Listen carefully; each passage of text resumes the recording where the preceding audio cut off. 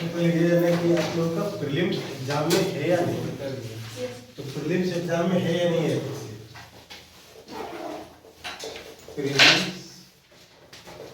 Exam, prelims में के लिए पढ़ना है या नहीं पढ़ना है, प्रीलिम्स में ये नहीं पढ़ना है, आईएएस यूपीएससी प्रीलिम्स में ये नहीं आएगा, जेपीएससी में सर, जेपीएससी में पढ़ना है या नहीं पढ़ना है, जेपीएससी का बता रहे थे। अब ये मतलब ये आईएएस का प्रीलिम्स में नहीं आएगा, आईएएस का मेंस में, ये मेंस में पढ़ना है आईएएस का, और आईएएस का मेंस में इसका बहुत ज्यादा वेटेज है, पूरा का पूरा एक paper ethics integrity and aptitude है, मतलब एथिक्स ही पूरा एक पेपर, सिर्फ और सिर्फ एथिक्स पूरा एक पेपर है, मतलब यूपीएससी का जो पेपर 4 पढ़ना है वो पूरा का पूरा एथिक्स है, और एथिक्स में आप लोग बहुत ही आसानी से मार्क्स स्कोर कर सकते हैं। अभी आप लोगों को क्लास से अंदाजा लग जाएगा कि कैसे बहुत आसानी से आप लोग मार्क्स स्कोर कर सकते हैं। आप लोग देखेंगे पेपर 3, तो पेपर 3 में कितना सेक्शन है मालूम, economy, environment, science and tech है, डिजास्टर मैनेजमेंट है, वगैरह वगैरह, इस तरह का ढेर सारा सेक्शन है। अब सोचो उसमें एक सेक्शन से कितना क्वेश्चन होगा, बहुत कम होगा। अब मान लो 5-6 सेक्शन में एक सेक्शन इकोनॉमी उसमें पेपर 3 में 5-6 सेक्शन में एक सेक्शन इकोनॉमी है, और पेपर 4 में पूरा का पूरा एथिक्स है। तो मेंस के पॉइंट ऑफ व्यू से ये हम लोग क्या है, बहुत ही बेनिफिशियल है, क्योंकि इकोनॉमी आप लोग का मेंस के पॉइंट ऑफ व्यू से बहुत ज्यादा बेनिफिशियल नहीं है, वो इसके पॉइंट ऑफ व्यू से ज्यादा बेनिफिशियल है, प्री के पॉइंट ऑफ व्यू से इकोनॉमी प्री के पॉइंट ऑफ व्यू से ज्यादा बेनिफिशियल है। कुछ सेक्शन है जैसे मेंस में आता है, जो मैंने अभी पढ़ाया, जो कि ज्योग्राफी के साथ कॉमन है, जैसे आप लोग का पॉवर्टी हो गया, अनएम्प्लॉयमेंट हो गया, ये सब चीजें। अब ये देखिए कि जेपीएससी में पढ़ना है या नहीं, जेपीएससी में पढ़ना है या नहीं, ये जेपीएससी में पढ़ना नहीं है, ना प्री में ना मेंस में, किसी में भी नहीं। अब देखिए फर्दर,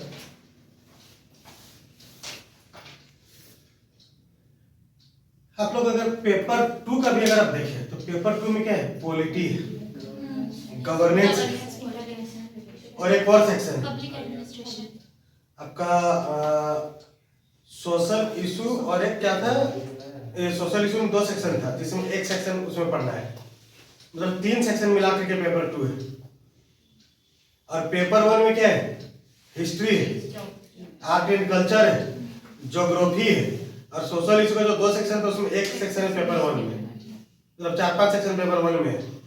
पेपर 2 में भी ये 3 सेक्शन है, पेपर 3 में 5-6 सेक्शन है, फिर पेपर 4 ये कैसा है जिसमें सिर्फ एक ही चीज, एथिक्स, मतलब पूरा का पूरा 250 नंबर का सिर्फ बेसिस है। और प्री क्या है, प्री से आपका रैंक नहीं बनना है, ध्यान रखना, प्री आपका मेरिट लिस्ट में नहीं जुड़ेगा, प्री सिर्फ पहला गेट पार करने के लिए है, प्री एग्जाम सिर्फ पहला गेट पार करने के लिए है। मेन आप लोगों का मेंस और इंटरव्यू है, उसमें भी मेन मेंस है, इंटरव्यू तो सिर्फ 275 मार्क्स का होना है, मेंस में आप लोग 5 पेपर लिखेंगे 250 मार्क्स का, और बाद में अपना जो क्वालिफाइंग है वो अलग है, क्योंकि 5 paper, paper 1, paper 2, paper 3, paper 4 और एक ऐसे 250 मार्क्स का 5 पेपर का, मतलब कितना मार्क्स का हो गया मेंस, 1250 मार्क्स का हो गया। 1200 क्वालिफाइंग को हम इसलिए छोड़ दे रहे हैं क्योंकि वो कैट से पास करने के लिए, तो 1250 मार्क्स का आपका सिर्फ ये मेंस, और 275 मार्क्स का है इंटरव्यू। इंटरव्यू के बराबर तो सिर्फ एथिक्स है, एक ही सेक्शन 250 मार्क्स का, और इंटरव्यू 275 मार्क्स का, तो उसके बराबर सिर्फ ये। और एथिक्स आपका स्ट्रॉन्ग हो गया तो इंटरव्यू ऑटोमेटिक आप अच्छा कर जाओगे। इंटरव्यू में जितना भी सिचुएशन बेस्ड क्वेश्चन होगा, एथिक्स मजबूत हो गया तो वो सब सारा का सारा बन जाएगा। क्योंकि वो अभी केस स्टडी में आप लोग पढ़ोगे। एथिक्स का दो पार्ट है, एथिक्स का दो पार्ट है, एक थ्योरी है और एक क्या है, प्रैक्टिकल। और प्रैक्टिकल को हम लोग क्या बोलते हैं, केस स्टडी।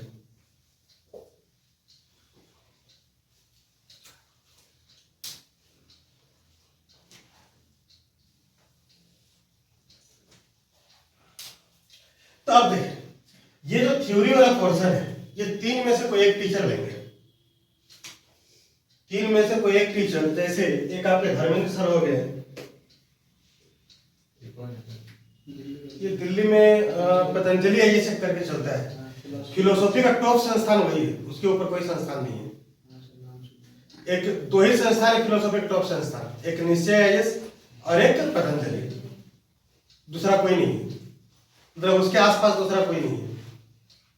तो ये आपका जो पतंजलि आईएएस वाले धर्मेंद्र, यहाँ रांची में जो पतंजलि आईएएस है वो अलग है, वो लोकल लेवल वाला इंस्टीट्यूट है, मतलब दिल्ली का, और उसका नाम सेम है बट ये लोकल लेवल का है। और जो दिल्ली में पतंजलि है उसका एक ब्रांच है जयपुर में, उसका रांची में ब्रांच नहीं है। मतलब दिल्ली और जयपुर दो जगहों का चलता है। जयपुर में उनके पास 5-6 हजार स्टूडेंट है पतंजलि के पास।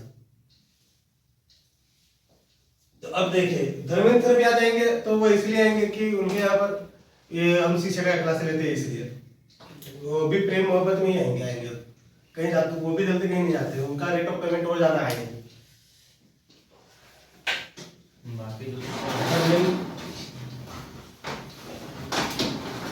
धर्मेंद्र सर, ठीक है। अब दूसरा एक आ जाते हैं निश्चय आईएएस वाले, सो सकता है हम कराएंगे। Good morning sir. तो निश्चय आईएएस वाले आपके यशवंत सर, यशवंत सर, ये दोनों ही अभी दीक्षांत में पढ़ा रहे हैं। और दीक्षांत के पास आज के रेट में नहीं भी तो दिल्ली में 30,000 आसपास स्टूडेंट है। तो ये धर्मेंद्र सर और यशवंत सर दोनों पढ़ा रहे थे। यशवंत सर का अपना निश्चय आईएएस करके चलता है, इनका अपना पतंजलि आईएएस करके चलता है। तो हम कोशिश करेंगे कि जो बेस्ट है, तो दिल्ली में भी सारा फैकल्टी अच्छा नहीं है, बाजीराव में भी जाओगे सारा अच्छा नहीं मिलेगा, और पतंजलि में भी जाओगे तो सारा अच्छा नहीं मिलेगा। पतंजलि का मेन डोन है धर्मेंद्र सर, ये मतलब मेन हीरो धर्मेंद्र सर है, इसी के दम पर पतंजलि चल रहा है। और अब निश्चय आईएएस में आप जाएंगे तो निश्चय आईएएस का मेन हीरो है यशवंत सर, इसी कारण निश्चय आईएएस में भीड़ है।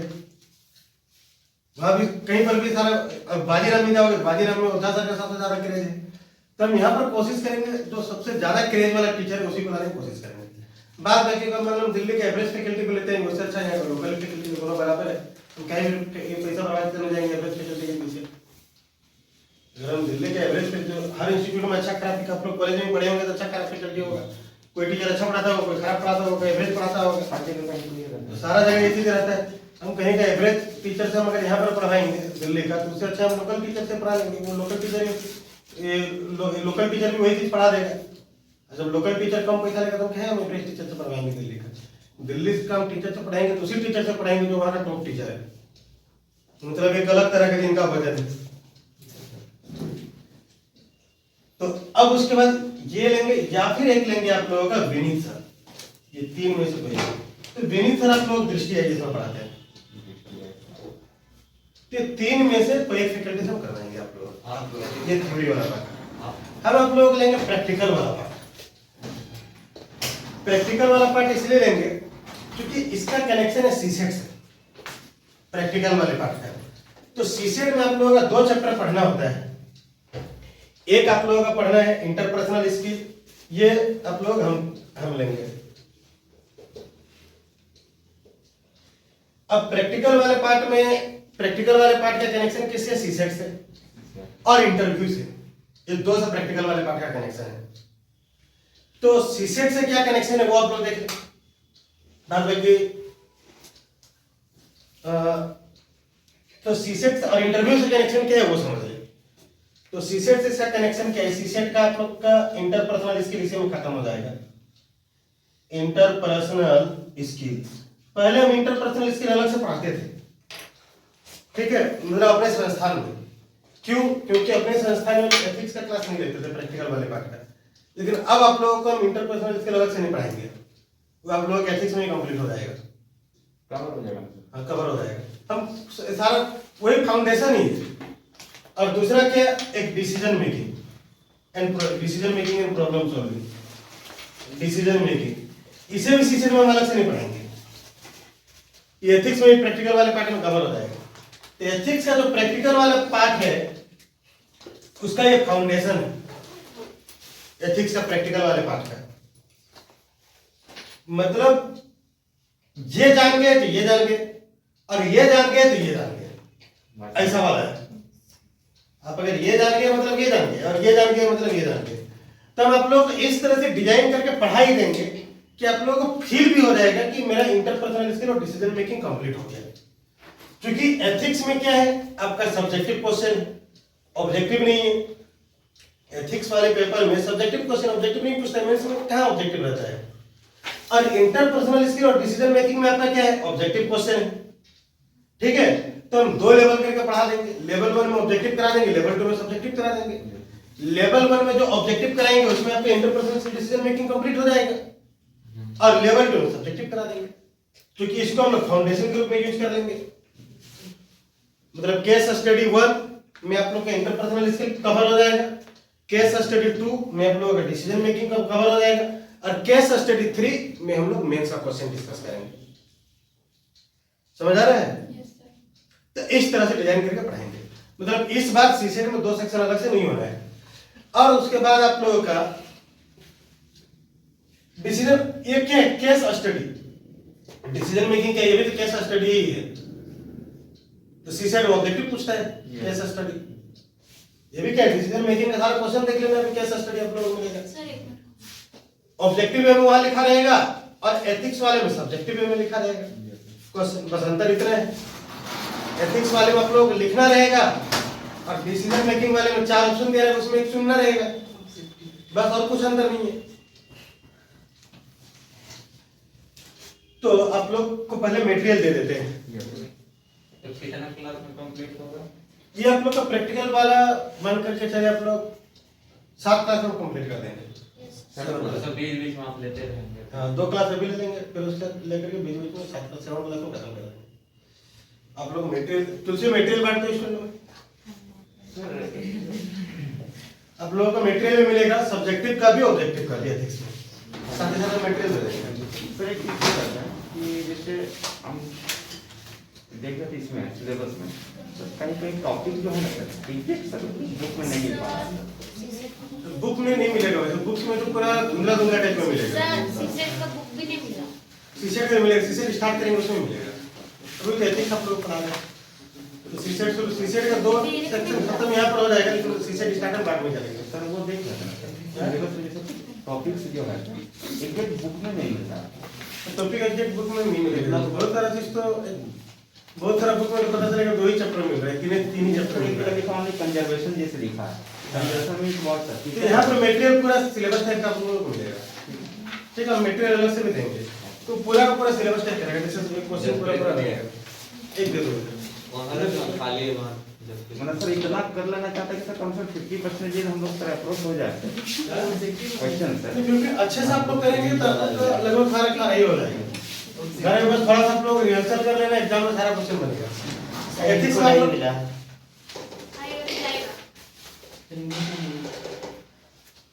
सर ये यहाँ से सर एक ले लीजिए ना, हो जाएगा। सर मत दीजिए सर, मेरा है नहीं, तुम क्यों पढ़े? उनका जब पेशी हम में चाह रहे हैं बस हमारे पास। तो अब देखिए, ऐसे ही लगाएगा। हाँ, ये वाले में एक दिक्कत है, आप लोग अभी जो डिसीजन मेकिंग वाला मिलेगा उसको इंग्लिश में भी आप लोग मिलेगा। ठीक है, इसका आप लोग इंग्लिश वर्जन अवेलेबल नहीं है, तो इसका इंग्लिश वर्जन हम बाद में दे देंगे। ठीक है, तो आप लोग का देखिए इसमें आप लोग कितने मार्क्स से कवर होगा, सिर्फ एक तो 250 ये हो गया। ठीक है, अब डिसीजन मेकिंग कितना क्वेश्चन आता है, 8 क्वेश्चन आता है लगभग। 8 क्वेश्चन आता है तो 8 का 2.5 से गुना करें, तो 8 पर 2.5 गुना करेंगे कितना आ जाएगा, 8 गुना 16 और 4 20, 20 मार्क्स का ये हो गया डिसीजन मेकिंग। और इंटरव्यू कितने मार्क्स का हो गया, 275। तो 275 में पूरा का पूरा 275 आप लोग ऐसे नहीं होगा, इससे सिर्फ आएगा आपका सिचुएशन बेस्ड क्वेश्चन आप लोग कर पाएंगे। तो सिचुएशन बेस्ड क्वेश्चन आप लोग मान करके चले 130 मार्क्स का आप मान लें सिचुएशन बेस्ड क्वेश्चन 275 में। तो आपका कितना कितना कवर होगा इससे? 0 3 2 5 10 की जरूरत में 1 1 2 2 4 400 मार्क्स का कवर होगा। मतलब 7 दिन क्लास और 400 मार्क्स कवर सिलेबस का। 7 days class is equals to 400 marks. तो अब देखें, तो इसमें सबसे पहले लोग ethics case study 1।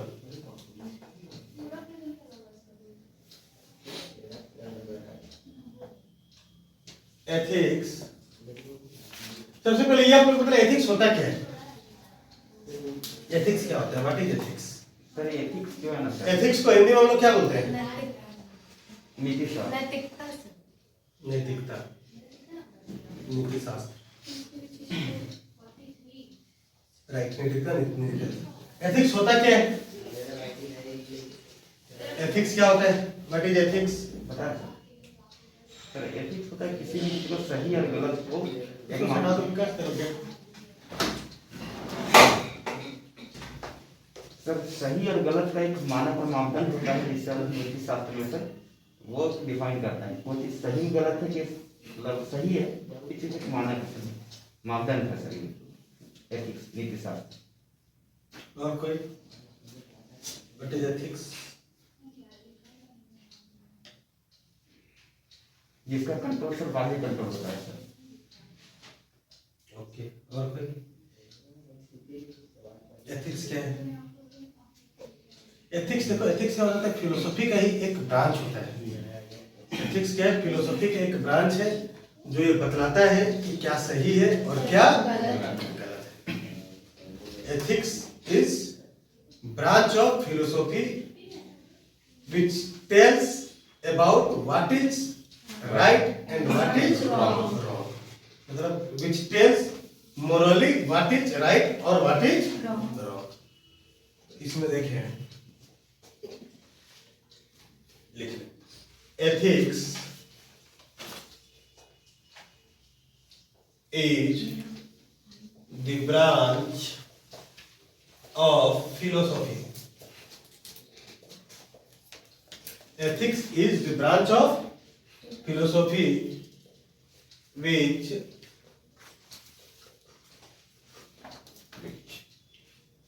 tells morally what is right and what is wrong.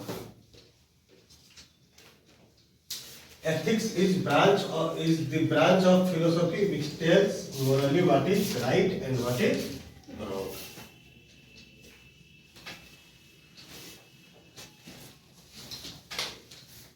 तो इसे हिंदी में लिख रहे हैं नीति शास्त्र। नीति शास्त्र दर्शन शास्त्र का एक शाखा है। नीति शास्त्र दर्शन शास्त्र का एक शाखा है,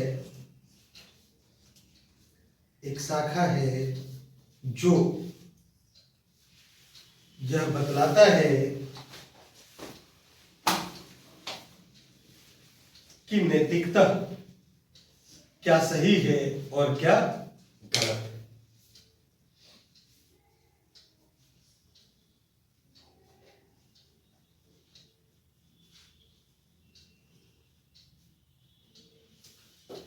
ठीक है, तो इसमें आप लोग एक टर्म यूज हुआ है मोरली। इसमें मोरल, मोरल का मतलब क्या होता है? What is moral value? नैतिकता। नैतिकता, मोरल, मोरल का मतलब क्या? और कोई? मोरल क्या होता है? सीखना। जैसे एक टर्म आप लोग को मालूम होगा, जैसे हम तो जैसे आप लोग दो टर्म आप लोग जैसे बोलचाल में यूज करते हैं, एक स्वाभिमान और एक ईगो। स्वाभिमान और एक ईगो। तो स्वाभिमान और ईगो में क्या अंतर है? स्वाभिमान और ईगो में क्या अंतर है?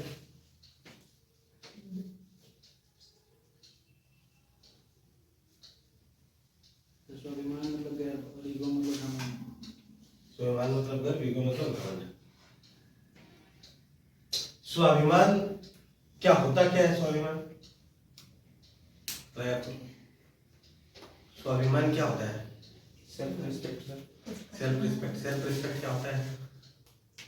तो खुद का देखो, ईगो, स्वाभिमान और ईगो दोनों में रिजिडिटी है, दोनों में रिजिडिटी है। तो दोनों कहीं न कहीं आपको किसी न किसी नियम से बांधता है। ठीक है, मतलब आपका खुद के द्वारा बनाया गया नियम से आपको बांधता है। स्वाभिमान भी, ईगो भी। स्वाभिमान भी आपका खुद के द्वारा बनाया गया नियम है, ईगो भी आपका खुद के द्वारा बनाया गया नियम है। लेकिन स्वाभिमान आपसे अच्छा कर्म करवाता है और ईगो आपसे बुरा कर्म करवाता है। स्वाभिमान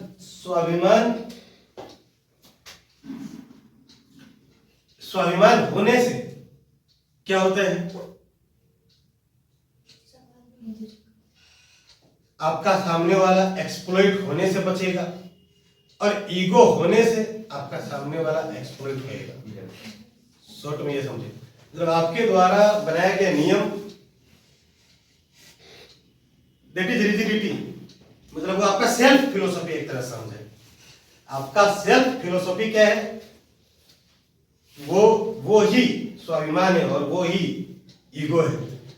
अगर आपका सेल्फ फिलोसॉफी इस तरह का है जिससे सामने वाला एक्सप्लॉइट होने से बच जाता है, ठीक है, मतलब जिससे सामने वाला को बेनिफिट मिलता है, आपको बेनिफिट मिलता है, सोसाइटी का अच्छा होता है, तो वैसा नियम जो आप, वैसा आपका फिलोसॉफी आपका क्या है? स्वाभिमान है। अब आपका वैसा फिलोसॉफी जिससे आपका नुकसान हो, समाज का नुकसान हो, देश का नुकसान हो, तो वो आपका क्या है? या आपका पत्नी को नुकसान हो, आपका बच्चा को नुकसान हो, तो वो आपका क्या है? ईगो है। समझ आ गया? दोनों का कनेक्शन किससे? रिजिडिटी से। तो अब मोरल वैल्यू ये क्या होता है? ये इंडिविजुअल स्तर पर भी होता है और ये कंबाइंड स्तर पर भी होता है। तो इंडिविजुअल स्तर पर मतलब आपका सेल्फ, मतलब आपका सेल्फ मेड लो, ठीक है, मतलब कैसा सेल्फ मेड लो? सेल्फ रिस्पेक्ट वाला या ईगो वाला? सेल्फ रिस्पेक्ट वाला।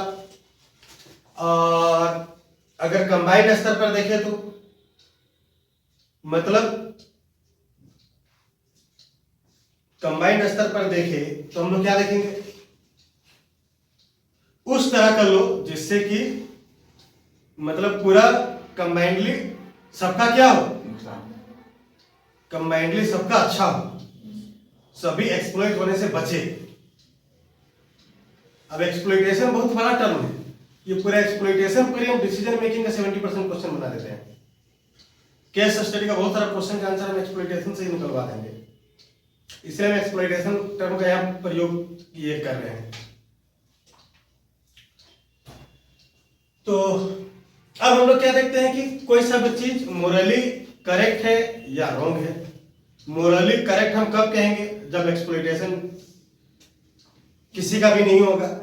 मोरली रॉन्ग कब होगा? जब किसी का एक्सप्लॉइटेशन हो रहा होगा। शॉर्ट में ये समझे। अब यहां पर टर्म आ रहा है एक्सप्लॉइटेशन। तो एक्सप्लॉइटेशन क्या है? What is exploitation? सर शोषण। एक्सप्लॉइटेशन मीन शोषण। तो ये शोषण क्या है? एक्सप्लॉइटेशन क्या है? किसी के फ्रीडम को छीनना। इसे हम एक एग्जांपल से समझाते हैं। आप लोग एक केस स्टडी यहीं पर देते हैं, आप लोग अभी आंसर बतलाना, ठीक है। जैसे ये कोई कैंडिडेट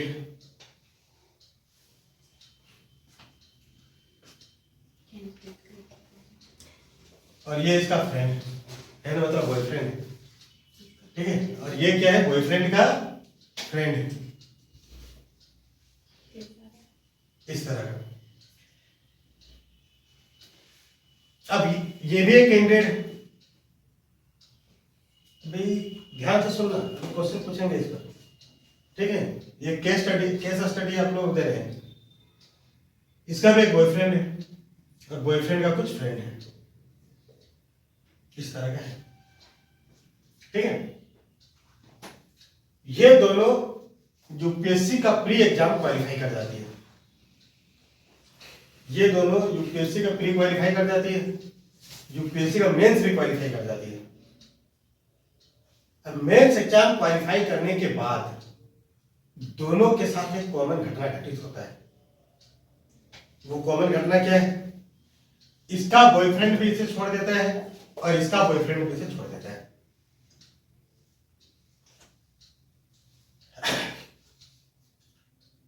अब अभी हम बतलाएंगे कि दोनों सिचुएशन को कैसे हैंडल करती है, ठीक है। और आगे जो क्वेश्चन हम पूछेंगे उसका आंसर आप लोग दोगे। इसका नाम क्या है, इमोशनी। इसका नाम क्या है, इमोशनी। और इसका नाम क्या है, लॉजिका। लॉजिका, ठीक है। इमोशनी क्या करती है, वो रोने धोने लगती है, चिल्लाने लगती है, और उसके बाद इसका किसी भी काम में मन नहीं लगता है, ध्यान नहीं लगता है, और एकदम एनी टाइम परेशान परेशान रहती है, ठीक है। और इतना ये उलझ जाती है खुद में कि ये पढ़ाई लिखाई भी इसका छूट जाता है, ये भूल, इसका ध्यान से हट जाता है कि इसको इंटरव्यू के एग्जाम में लिखना है, उसके लिए तैयारी भी करना है। अब लॉजिका, सेम सिचुएशन लॉजिका के साथ घटित होता है। लॉजिका क्या करती है, all is well, all is well, ठीक है। अब उसके बाद किसी तरह से लॉजिका पढ़ने का प्रयत्न करती है और समय के साथ इसी का बॉयफ्रेंड, इसी का फ्रेंड के साथ अपना पेचअप कर लेती है, ठीक है। अब आप लोगों को बतलाना है कि इंटरव्यूअर दोनों में से किसे सिलेक्ट करना चाहेगा। ध्यान रखना, इंटरव्यूअर को ये घटना मालूम चल जाता है, इसलिए इंटरव्यूअर दोनों में से किसी से कोई सा भी क्वेश्चन नहीं पूछता है। इसी के आधार पर इंटरव्यूअर दोनों में से एक को सिलेक्ट करना चाहेगा, तो किसे सिलेक्ट करना चाहेगा। क्यों लॉजिका को, व्हाई लॉजिका? क्योंकि ये घबराई नहीं सिचुएशन से, ये उसका सामना की, ये उसे बाहर निकलने का कोशिश तो की, और वो तो रो धो के अपना खुद भी उलझ गई, वो रो धो ये कंट्रोल इस पर था सर, खुद भी उलझ गई, ये कंट्रोल इस पर था सर, नीचे पर, ये कंट्रोल इस पर था। और कोई सर इमोशनी जो है उसका खुद का शोषण हुआ इसमें, इमोशनी का खुद का शोषण हुआ, राइट। अब देखें तो आप लोग का आंसर राइट है। आप लोग देखें यूपीएससी इसे ही सिलेक्ट करना चाहेगा, क्यों? अब इसे बताते हैं। अब ये क्यों को अच्छे से समझना, क्योंकि इससे आप लोगों को बहुत सारा केस स्टडी वाले क्वेश्चन में हेल्प मिलेगा आंसर राइटिंग में। तो क्यों यूपीएससी इसे ही सिलेक्ट करना चाहेगा, इसे क्यों नहीं सिलेक्ट करना चाहेगा? क्योंकि वो तो खुद भी ही उलझ गई, तो वो दूसरा के प्रॉब्लम क्यों क्या सॉर्ट आउट करेगी, राइट। तो अब देखें,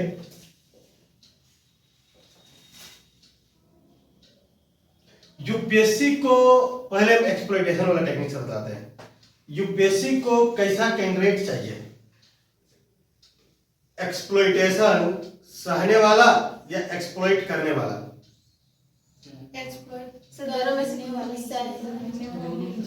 एक्सप्लॉइटेशन का मतलब क्या होता है, सिंपली नुकसान। एक्सप्लॉइटेशन का मतलब क्या होता है, नुकसान, डैमेज होना। अगर खुद का नुकसान हो रहा है मतलब खुद का एक्सप्लॉइटेशन हुआ, सामने वाला का नुकसान हो रहा है मतलब सामने वाला का एक्सप्लॉइटेशन हुआ। तो अब यहाँ पर यूपीएससी को कैसे कैंडिडेट चाहिए, एक्सप्लॉइटेशन फ्री कैंडिडेट चाहिए। मतलब वैसा कैंडिडेट जो न सामने वाला को एक्सप्लॉइट करे और ना ही खुद का एक्सप्लॉइटेशन होने दे। अब क्या ये सामने वाला को एक्सप्लॉइट कर रही है?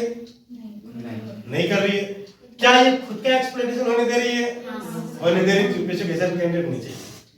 अब यहाँ देखिए, क्या ये सामने वाला को एक्सप्लॉइट कर रही है? नहीं नहीं कर रही है। क्या ये खुद का होने दे रही है? नहीं होने दे रही। यूपीएससी वैसे ही कैंडिडेट चाहिए। ये मैंने एक्सप्लॉइटेशन टेक्निक से बता दिया। इसलिए यूपीएससी कैसे सेलेक्ट करना चाहेगा? तो एक पॉइंट आप लोगों को मिल गया, यूपीएससी को कैसा कैंडिडेट चाहिए? एक्सप्लॉइटेशन फ्री कैंडिडेट चाहिए। अभी हम एक्सप्लॉइटेशन को और अच्छे से बता देंगे आगे डिटेल में, कहीं पर आकर के अच्छे से बता देंगे। अच्छा, अब दूसरा, यूपीएससी को कैसा कैंडिडेट चाहिए? समस्या में फोकस करने वाला या समाधान में फोकस करने वाला? समाधान में फोकस करने वाला। समाधान में फोकस करने वाला चाहिए यूपीएससी को। इसका फोकस एरिया क्या है? समस्या या समाधान? समस्या। समस्या। ये क्या है? समस्या है। ये चला गया, चला गया। अब वापस नहीं आने वाला है। ये चला गया, वापस नहीं आने वाला है। अब ये यहाँ फोकस करेगी, मतलब ये किस पर फोकस कर रही है? समस्या। समस्या पर। तो आप समस्या पर फोकस करोगे तो समस्या का साइज छोटा होगा या बड़ा होगा? बड़ा होगा। और बड़ा हो जाएगा समस्या का साइज। समझ आ रहा है? अब इसका फोकस, इसके लिए ये क्या है? समस्या है। क्या ये समस्या पर फोकस कर रही है? नहीं। इसका फोकस एरिया क्या है? समाधान। तो समस्या का साइज इसके लिए में क्या होगा? छोटा होते चला जाएगा और एक समय के बाद समस्या खत्म हो जाएगा। समझ आ रहा है? तो जितना भी देवदास बनता है या जितना भी देवदासी बनती है, सब समस्या पर फोकस करने वाला होता है। वो समस्या ओरिएंटेड उसका माइंड ही रहता है। हमेशा क्या है, कहाँ प्रॉब्लम है, बस उसी पर फोकस करेगा, उसी पर डिस्कशन करेगा, सारा कुछ उसका उसी पर रहेगा। अब जितना भी चुगलखोर टाइप का व्यक्ति होगा, वो सब समस्या पर फोकस करने टाइप का रहेगा, और उसके जीवन में हमेशा क्या होगा? समस्या आती ही रहेगा, क्योंकि वो किसमें कहाँ फॉल्ट है, उसका फोकस एरिया क्या रहेगा? वही रहेगा। तो अब वो क्या है कि उसका माइंड भी उसी तरह का बनता चला जाएगा, बहुत ताकि उसको सबको बढ़ते नहीं देखोगे, एकदम वो हमेशा कोमल व्यक्ति रहेगा। एक्स्ट्रा ऑर्डिनरी व्यक्ति कभी नहीं बन पाएगा वो। एक्स्ट्रा ऑर्डिनरी व्यक्ति बनने के लिए आपको ये नकारात्मक ऊर्जा से ऊपर उठ जाना होगा। भाई कहाँ किसकी जिंदगी में क्या हो रहा है, कौन मर रहा है, क्या हो रहा है, वहां